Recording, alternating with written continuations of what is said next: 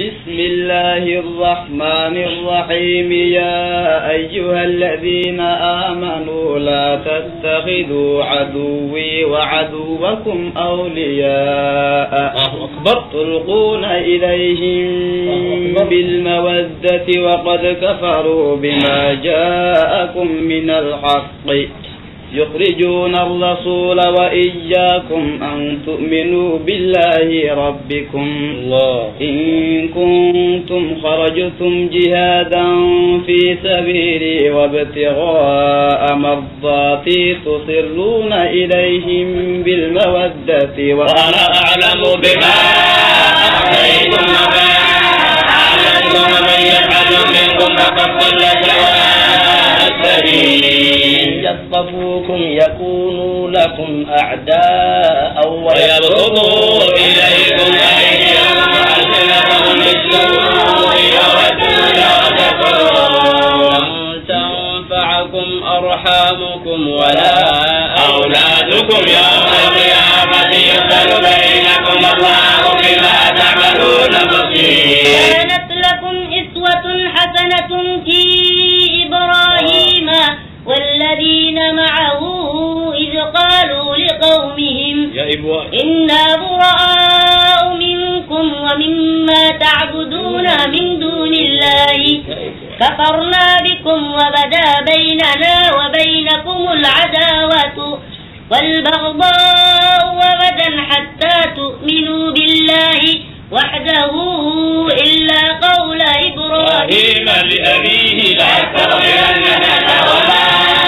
أملك لك من الله من شيء ربنا عليك توكلنا وإليك أنبنا وإليك المصير عليك توكلنا وإليك أنبنا وإليك المصير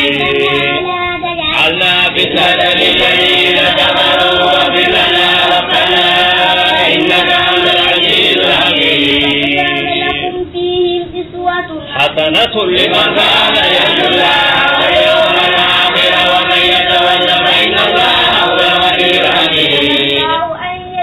بينكم وبين الذين عاديتم منهم مودة والله غفير والله غفور رحيم. الله أن يجعل بينكم وبين الذين عاديتم منهم مودة والله غفير والله غفور رحيم. ينهاكم الله عن الذين لم يقاتلوكم في الدين ولم يخرجوكم من دياركم أن تبروهم وتقسطوا إليهم إن الله يحب المقسطين. إنما ينهاكم الله عن الذين قاتلوكم في الدين وأخرجوكم من دياركم وظاهروا على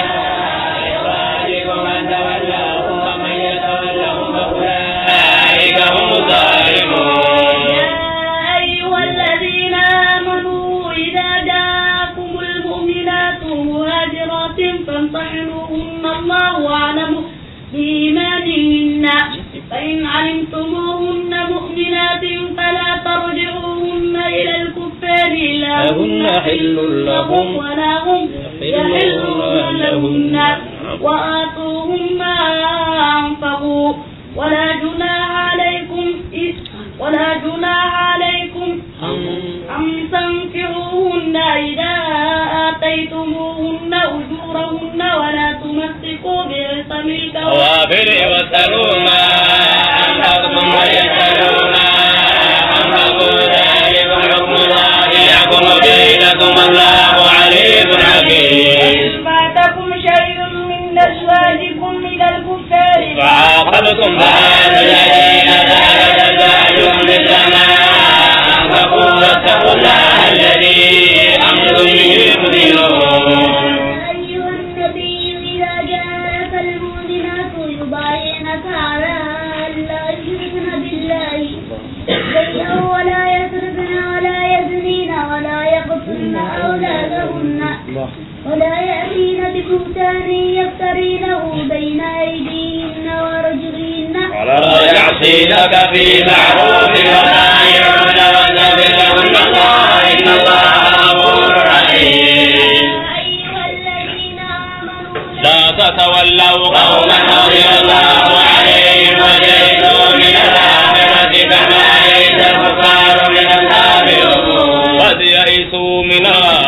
برحمتك